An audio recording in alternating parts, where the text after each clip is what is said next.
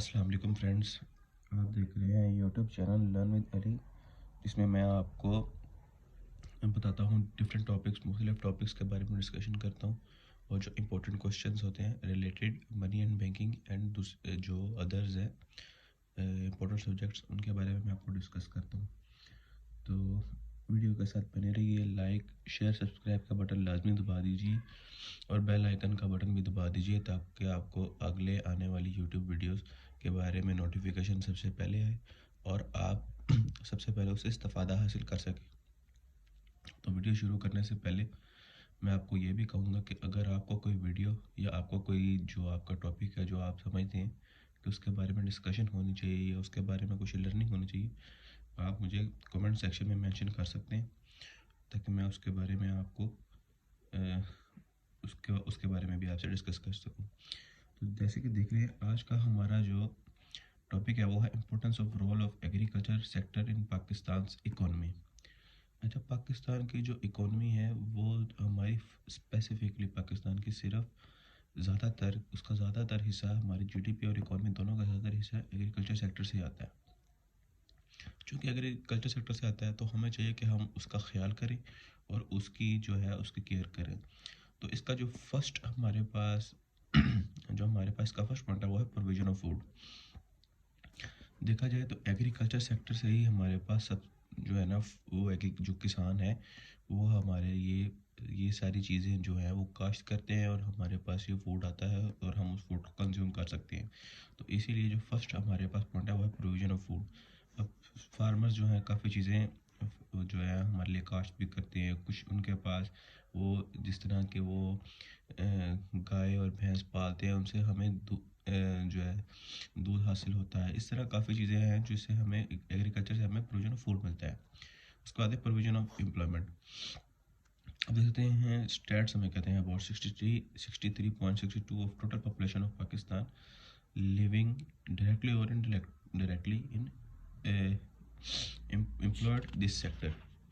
अब वो ये कह रहे हैं कि जो हमारी पाकिस्तान के 63% की जो आबादी है वो डायरेक्टली या इनडायरेक्टली इस एग्रीकल्चर सेक्टर से एम्प्लॉयमेंट हासिल कर रही है। अच्छा, अब देखते हैं हम ट्रांसफ़र और सरप्लस। इसके अंदर आ जाता है कि जो भी अनएम्प्लॉयमेंट है उसमें 25% ऑफ ग्लोबल फोर्स जो है वो ट्रांसफ़र होती है इंडस्ट्री सेक्टर में और अदर जो है without decrease in productivity of agriculture में हो जाती है।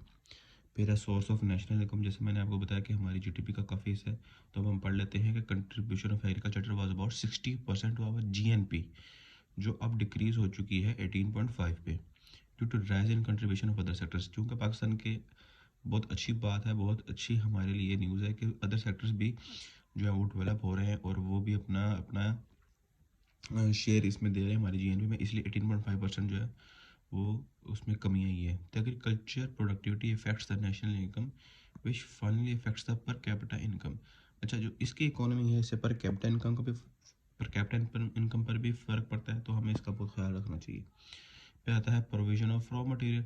देखा जाए तो एग्रीकल्चर सेक्टर ही हमारी इंडस्ट्रीज़ को रॉ मटेरियल प्रोवाइड करता है, जैसे कि हमें कॉटन और ऐसी बहुत सारी चीज़ें जो होती है, जिस तरह है तंबाकू और सिगरेट्स के लिए तंबाकू, शुगर के लिए ऑयल सीड, कुकिंग ऑयल के लिए और घी के लिए, ये सब कुछ हमें एग्रीकल्चर सेक्टर से हमें फ्राहम होता है।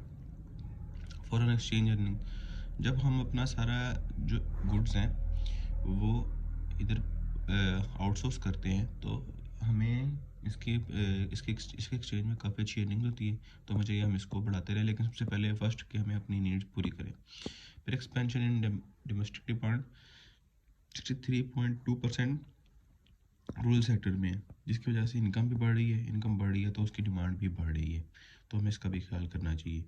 फिर आता है इम्प्रूवमेंट ऑन लिविंग स्टैंडर्ड्स की वजह से भी अब जो लोग गांव में है या जो लोग शहर में हैं, उनकी लिविंग स्टैंडर्ड में बहुत फ़र्क है, तो अब ज़्यादातर लोग अब शहर की तरफ जा रहे हैं लिविंग स्टैंडर्ड की वजह से। तो हमें इसके बारे में भी एक बैलेंस इख्तियार करना चाहिए ताकि हमारा एग्रीकल्चर सेक्टर डिजास्टर्स ना हो और वो भी डेवलप होता रहे, साथ साथ जाके लोग उसको छोड़कर ना जाएं। फिर है हमारे पास source of capital formation. Rural जो है हमारी एग्रीकल्चर इनकम से हमें काफ़ी सोर्स जो है कैपिटल सोर्स मिलता है, ताकि हम उसमें इन्वेस्टमेंट्स वगैरह ज़्यादा कर सकें बड़े बड़े प्रोजेक्ट्स में। फिर हमारे पास आता है एक्सपेंशन ऑफ अदर सेक्टर्स। जैसा कि मैंने बताया कि अब हमारे अदर सेक्टर्स जैसे कि केमिकल फर्टिलाइजर्स, मशीन टूल्स, इस तरह के काफ़ी जो है सेक्टर्स है वो बढ़ रहे हैं प्रोडक्टिविटी में, और इनकी डिमांड भी बढ़ रही है क्योंकि इंडस्ट्रियल इनके सप्लाई और वो ये सब कुछ प्राइवेटाइज है, तो ये लोग काफ़ी अच्छी डिमांड और सप्लाई को खेलते हैं अपनी इनकम के लिए। उसके बाद आते हैं सोर्स ऑफ स्टेट रेवेन्यू।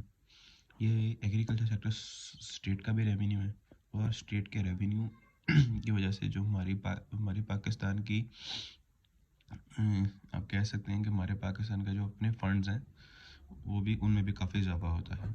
अब उसके बाद आ जाते हैं influencing the price level. Agriculture productivity also influence the price level of Pakistan due to bad harvest appears to food deficiency the price of food still go up. This shows that prices of agriculture products have bearing general prices and of level country. अच्छा, ये बहुत important point है, ये आजकल भी बहुत discuss हो रहा है।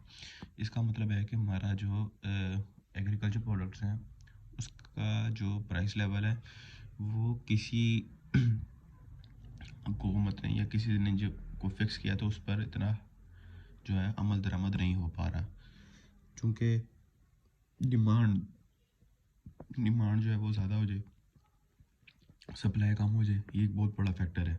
फिर ये है कि अगर किसी सीज़न में क्रॉप्स नहीं सही होती या उनकी ग्रोथ नहीं सही होती तो वो ज़ाया जाती हैं, तब भी जो डिमांड आपके पास पुरानी या किसी किसी के पास होती है या हम बाहर से इंपोर्ट करते हैं उसकी डिमांड काफ़ी ज़्यादा हो जाती है।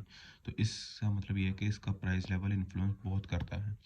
तो बाकी जो हम इसके एस्पेक्ट हैं इंशाल्लाह हम पढ़ेंगे नेक्स्ट वीडियो में। तब तक के लिए देखते रहिए यूट्यूब चैनल, और मुझे दीजिए इजाज़त। अल्लाह हाफिज़।